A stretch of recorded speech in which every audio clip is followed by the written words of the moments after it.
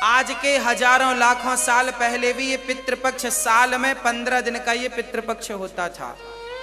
पितृपक्ष में ना तो आप विवाह कर सकते हैं, ना कोई शुभ कार्य कर सकते हैं। क्यों नहीं कर सकते? क्योंकि हमारे ऋषि मुनियों ने, वेद पुराणों ने ये 15 दिन का लॉकडाउन लगाया था। किस लिए? कि आप सारे कामों से निवृत्त होकर आप 15 दिन केवल अपने पूर्वजों के नाम का पुण्य करिए, साल भर अपने लिए करिए, और ये 15 दिन पूर्वजों के नाम से जितना अच्छा कर सकें करिए। उनकी दुआ, उनके आशीर्वाद से आपके बिगड़े काम बनेंगे। जिनके घर में कई बार आपने देखा होगा बनते बनते काम बिगड़ जाते हैं, होते होते रुक जाता है, संतान नहीं होती, वंश रुक जाता है, ये सब पितृ दोष का ही लक्षण है। आप अपने पूर्वजों के नाम का एक दीपक जरूर जलाएं।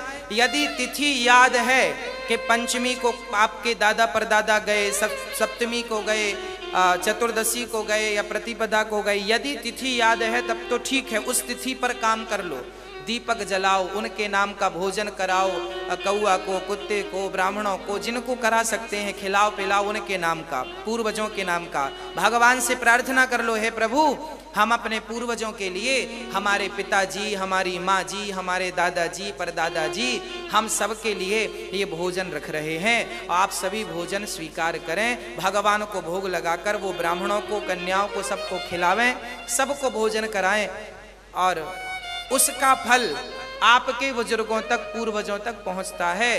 बुजुर्ग आशीर्वाद देते, उनके नाम से पुण्य करिए, दान करिए।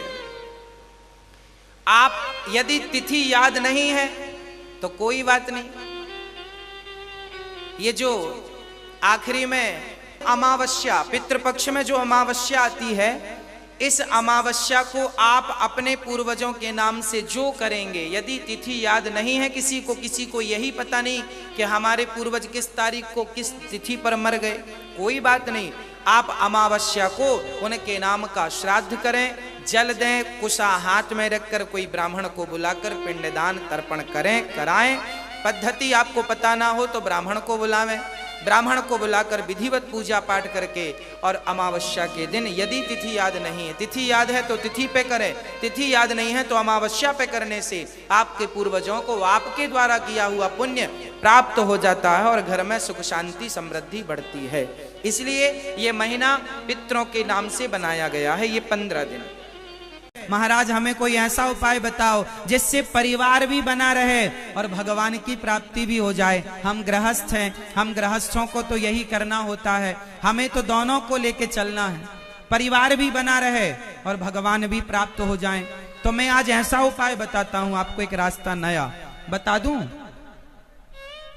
करेंगे ना काम, उस पर सुनेंगे ध्यान से।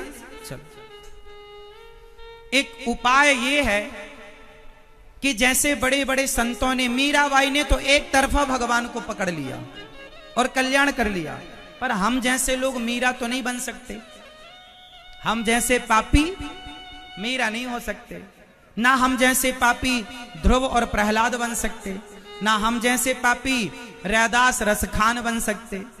हम में इतनी क्षमता भक्ति नहीं है, फिर हम क्या करें? हे गोविंद, तो क्या हम जैसे पापियों का उद्धार ना होगा? हे कन्हैया, क्या हमारी ना सुनोगे? हाँ हाँ जरूर सुनेंगे आपकी भी, आप गृहस्थ हो ना तो आपकी जरूर सुनेंगे। तो क्या उपाय है प्रभु? तो भगवान ने उपाय बताया कि उपाय बस इतना सा कर लेना कि बंटवारा कर लो। बंटवारा कैसे कर लें? बोले पत्नी को, बेटा को, बेटी को, पति को और माता पिता को एक जगह रखो और भगवान को एक जगह रखो, अलग अलग करो। कैसे अलग अलग करें? हाँ सुनो, आपके पास आंख दो है, देखो भगवान ने बंटवारा ऑलरेडी कर रखा है, लेकिन यहां आके आप सब भूल गए, कहो तो याद दिला दें। आंखें दो दे रखी हैं भगवान ने, बंटवारा हो गया। कैसे? एक आंख से पत्नी को, पति को, परिवार को और व्यापार को देखो, पर दूसरी आंख सदा भगवान के चरणों को देखने में लगी रहे, भगवान के स्वरूप को देखने में लगी रहे। ये बैलेंस है, ये बंटवारा। हाथ दो हैं, एक हाथ से व्यापार संभालो, परिवार संभालो, पति पत्नी बाप बेटे की जिम्मेदारी संभालो, पर दूसरा हाथ सदा सेवा के लिए, परोपकार के लिए, भगवान की सेवा के लिए बिल्कुल रेडी रहे। ये बंटवारा है। पांव दो दिया भगवान ने, एक पांव से बिजनेस के लिए, व्यापार के लिए चलो, परिवार के लिए चलो, पत्नी पति बेटा बेटी के लिए चलो, पर दूसरा पांव सदा भगवान की कथा कीर्तन तीर्थ यात्रा के लिए बिल्कुल पांव रिजर्व रखना, बिल्कुल तैयार रखना। यह हो गया बंटवारा। अब भगवान ने कान दो दिए, कान, एक कान से पत्नी की सुनो, पति की सुनो, बेटा की सुनो, बेटी की सुनो, व्यापार की सुनो, परिवार की सुनो, पर दूसरा कान सदा भगवान की कथाओं के लिए बिल्कुल रिजर्व रखना, तैयार रखना। ये बंटवारा है। अब सब चीजें ईश्वर ने दो दी हैं। अब बताओ दिल कितने हैं मैया? अब यहां बात थोड़ा सा कठिन हो जाएगी। आपके पास दिल कितने हैं? दिल मैया आपके पास कितने दिल हैं? कितने? एक। आपके पास कितने दिल हैं भाई? आपके पास 1 2 3। मैया पीछे वाली मैया कितने दिल हैं आपके पास? सबके सनावत में सबके पास एक एक दिल है। अच्छा, हमने सुना सबके पास एक ही होता है। पूछते रहते हैं, शायद किसी के पास 2 भी हों। दिल कितने हैं? एक। अब यहां बात आके फंस गई। अब ये बताओ कि आंख तो 2 है, तो एक पत्नी को देखने में लगी है, एक भगवान को देखने में। हाथ 2 हैं, तो एक पत्नी को थामे हैं, एक भगवान के चरणों की तरफ। यहां तो बंटवारा हो गया, पर दिल एक है। अब यहां ये कन्फर्म करो कि यहां दिल में पति पत्नी बेटा बेटी को बिठाओगे कि भगवान को बिठाओगे? अब दिल में किसे बिठाओगे? जोर से। दिल किसके लिए है? परिवार के लिए कि भगवान के लिए? हाँ, सबके लिए। इतना सा तो है, पत्नी लात रख देगी तो चूरा हो जाएगा।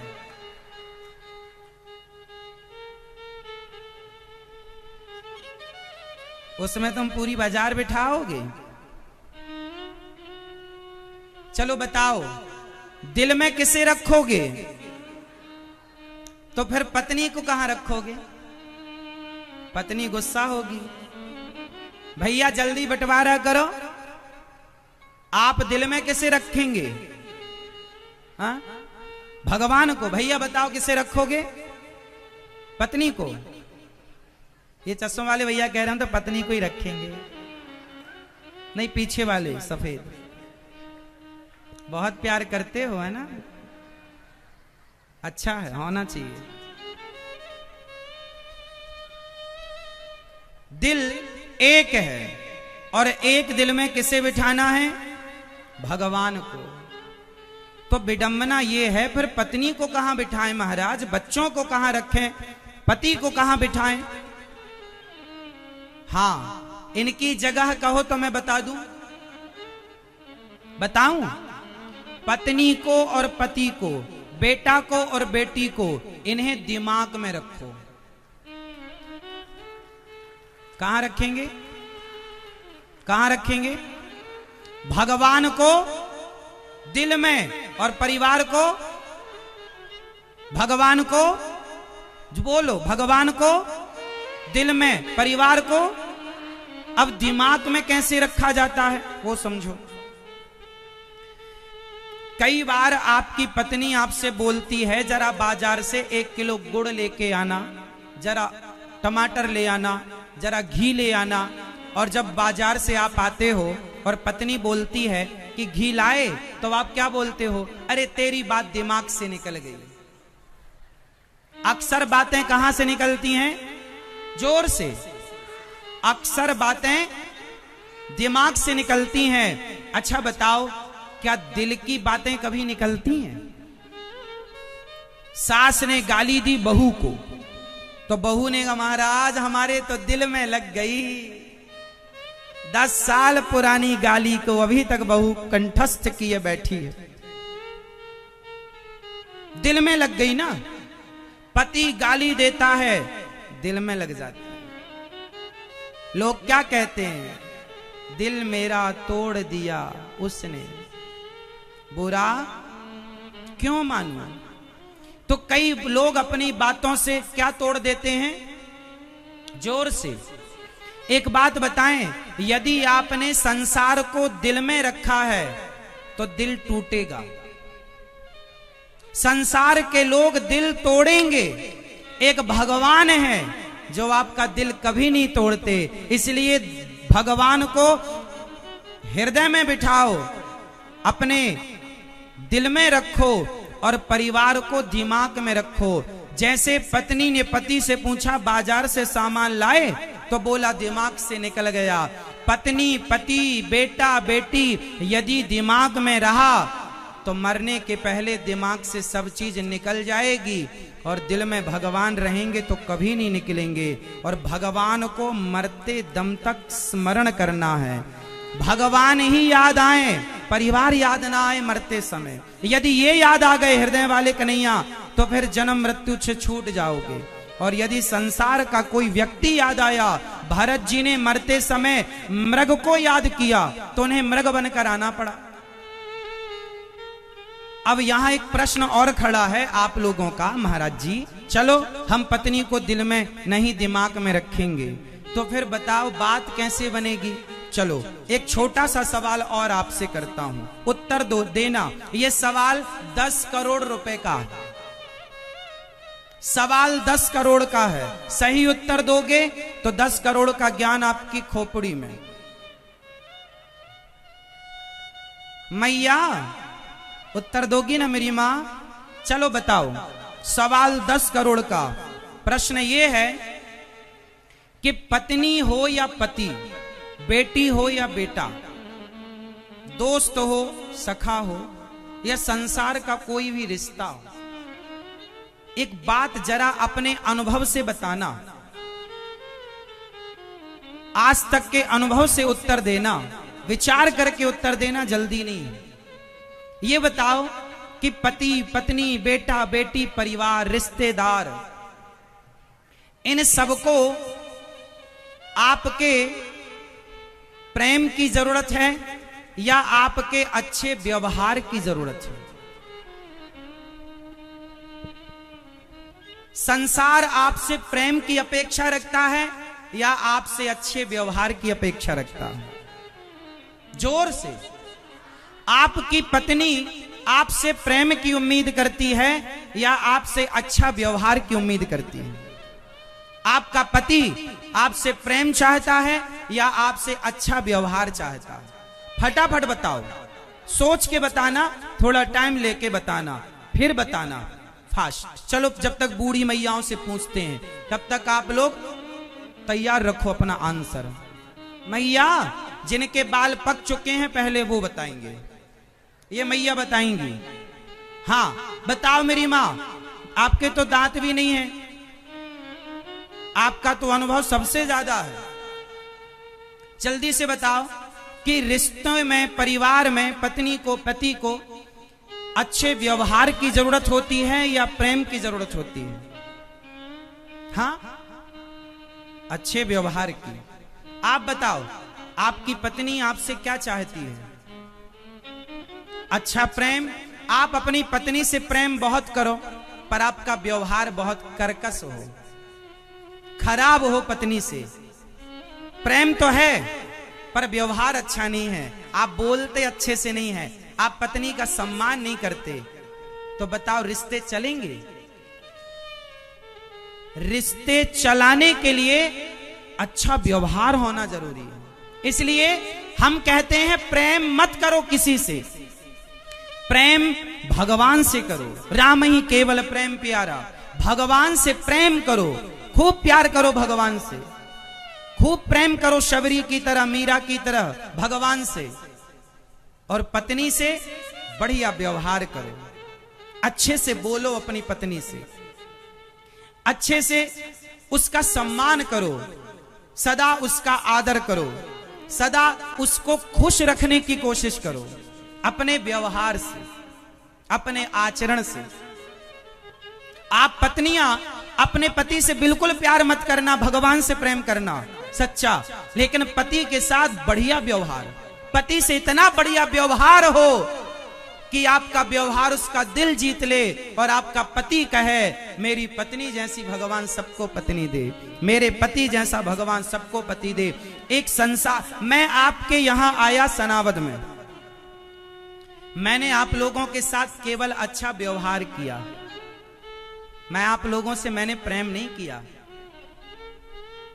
मैंने आप लोगों से प्रेम और ना आप लोगों ने मेरे से प्रेम किया, लेकिन आप लोगों ने मेरे साथ बहुत अच्छा व्यवहार किया, तो मैं आपके इस व्यवहार से खुश हूं। शायद आप लोग भी मेरे व्यवहार से खुश होंगे, हाँ या ना? आप संसार में जाते हो, निकलते हो बाजार में, किसी को आपके प्रेम की जरूरत ही नहीं है, मत करो प्रेम, अच्छा व्यवहार। और एक चीज और है व्यवहार से जुड़ी हुई, जिसका व्यवहार अच्छा है उसका व्यापार अच्छा है। व्यापार किससे चलता है? जोर से, व्यापार किससे चलता है? हाँ, व्यापार चलाने के लिए व्यवहार चाहिए, और सिर्फ व्यापार नहीं, परिवार चलाने के लिए भी अच्छा व्यवहार चाहिए। इसलिए दिल भगवान को देंगे, परिवार को दिमाग में रखेंगे, परिवार के साथ केवल अच्छा व्यवहार। और जो आप पत्नी से कहते हो ना, हम तेरे से बहुत प्यार करते हैं, आई लव यू 2 3 4 5, ये सब करने ठीक है, ये व्यवहार है। ये भी देखो, आज के जमाने में आपका जो पति है ना, वो आपको आई लव यू बोलता है, सच बताएं तो वो आपसे प्रेम नहीं करता, वो तो अपना बेचारा व्यवहार पूरा, वो भी व्यवहार आप समझते नहीं हो, वो तो फॉर्मेलिटी कर देता, तेरी खुशी आई लव यू में है तो ले 10 आई लव यू ले, वो व्यवहार है। लेकिन आप उसे प्यार समझ लेती हो, ये मेरा पति बहुत प्यार करता है, बहुत प्यार करता है। कोई प्यार व्यार नहीं करता। मर जाओगी तो तेरी ही ना हो पाएगी, दूसरे विवाह की चर्चाएं चालू हो जाएंगी। विश्वास ना हो तो देख लेना, उससे भी कहेगा दूसरी वाली से I love you, I love you. अब ये बताओ, पहली वाली को भी बोला आई लव यू, दूसरी वाली, अब ये बताओ ये उसको करता था प्यार? किसको? किसी को नहीं, मूर्ख बना रहा है। ये व्यवहार है, जैसे तुम प्यार समझती हो। लिख के रखो, इस संसार में कोई तुमसे प्यार करता ही नहीं है, मैं सिद्ध कर दूंगा इस विषय को, कोई नहीं करता, एक भगवान के सिवा। इस संसार में कोई आपसे प्यार नहीं करता। जो लोग आपसे जुड़े हैं वो सब स्वार्थ से जुड़े हैं। पति का भी स्वार्थ है पत्नी से, और पत्नियों का भी स्वार्थ पति से होता है। जब पति नहीं होता तो पत्नी रोती है। पूछो जरा कि पति नहीं है तो क्यों रो रही हो, तो गहराई में उतरने के बाद पता चलेगा कि पति होता है ना तो स्त्री को टेंशन नहीं होती। अब पति नहीं है तो कौन कमाएगा, कौन खिलाएगा? पति गया इस बात का दुख तो है, पर अब आगे का जीवन अकेला कैसे गुजरेगा? कौन खिलाएगा, कौन कमाएगा, कौन इन बच्चों का भरण पोषण करेगा? ये दिक्कत के कारण भी तो लोग रोते हैं। तो व्यक्ति आपसे अपने स्वार्थ के कारण भी तो जुड़ा है, क्यों भूल रहे हो आप? स्वार्थ लाग करें सब प्रीति, सुर नर मुनि जन की यह रीति। सब स्वार्थ से जुड़े होते हैं मेरी मां, इसलिए आप व्यवहार अच्छा करो। क्या अच्छा करो? व्यवहार। पति के चरण सेवा करना ये अच्छा व्यवहार है पति के साथ। पति की आज्ञा का पालन करना ये आपके अच्छे व्यवहार का परिचय है। पत्नी को खुश रखना, उसका सम्मान बनाए रखना, सब व्यवहार है। तो आज से अब आप लोग क्या करेंगे पत्नी के साथ? बहुत अच्छा व्यवहार, बहुत शुद्ध व्यवहार, बहुत पवित्र व्यवहार, इतना बढ़िया कि पति मजबूर हो जाए कहने के लिए कि मेरे पति जैसा भगवान सबको पति दे। मेरी पत्नी जैसी भगवान सबको पत्नी। अरे बेटा अपने बाप से प्यार बिल्कुल ना करे, पर एक बेटा अपने पुत्र धर्म का अच्छा व्यवहार अपने पिता के साथ करे तो बता पिता खुश होगा कि नहीं? प्यार की जरूरत नहीं है। जिनको प्यार चाहिए उनको आप प्यार करते नहीं भगवान को, और जिन्हें प्यार नहीं चाहिए, व्यवहार चाहिए, उन पर आप प्यार उड़ेले जा रहे हैं। व्यर्थ में बह रहा है तुम्हारा प्यार। इसलिए समझो प्यार को और व्यवहार को, दोनों को अलग अलग समझो।